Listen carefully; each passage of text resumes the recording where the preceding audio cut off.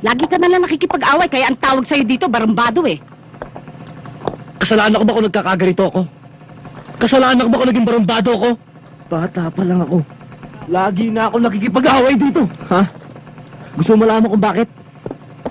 Gusto mo malaman kung bakit? Hey! O ikaw, ano titingin-tingin nyo, ha? Ikaw, ano? Ha? Pasok!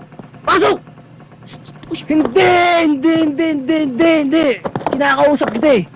Alam mo, iisa-isahin ko sa'yo. Una! Ha? Ang sabi nila, puta ka daw.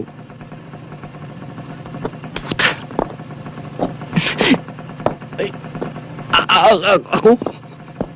Anak ng puta. Mga kapitbahay, anak ako ng puta! Tama na yan. Anak ako ng puta eh. Pero okay lang yun. Pangalawa, kabitenya ka daw.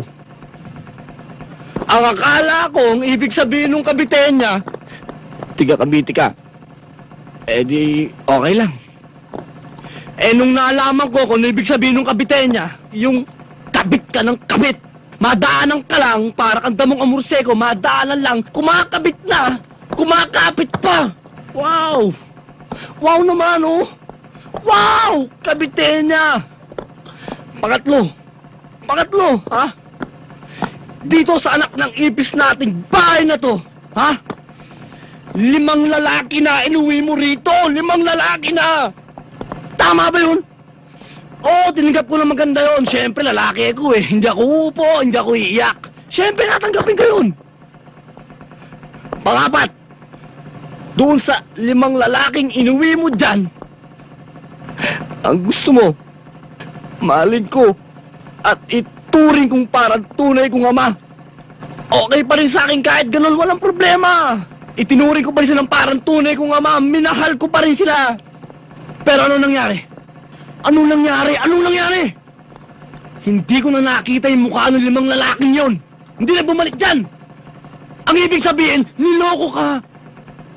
Dumating na sa puntong nagsawa na ako. Hindi ko na alam kung paano magmahal. Marisa naman. Pangilan na yun.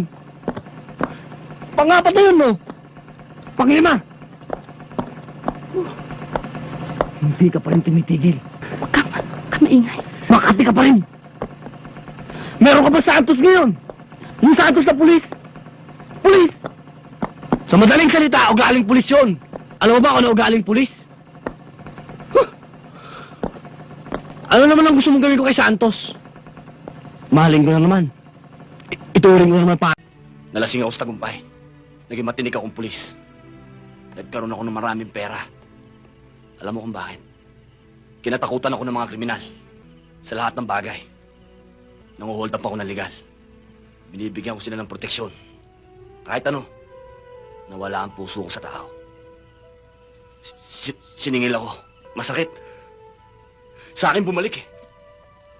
Namatay ang 2 pinakamatalik kong kaibigan ng dahil sa akin. Magmula nun, wala na akong inisip, kundi pag-iigante. Gusto ko, lahat ng masasamang tao patayin ko. Pero nagising ako. Mali pala yun. Pulis ako. Dapat kayo mga kabataan ang bigyan namin ng proteksyon eh. Kasi, sa isang iglap lang, pwede kayong madisgrasya eh. Drug pusher, rapist, nagkalat. Wala akong gustong gawin kundi hanapin sila lahat, lipulin, ubusin. Kung man ang mapatay nila, alam ko isang araw, may isa pang brandong lalabas, tutuloy ang labang ko. Hindi lang ako, kami mga pulis. Sana, humihingi lang naman kami ng konting pangunawa eh. Tao lang kami. Hindi kami perpekto. Kailangan namin ng suporta nyo.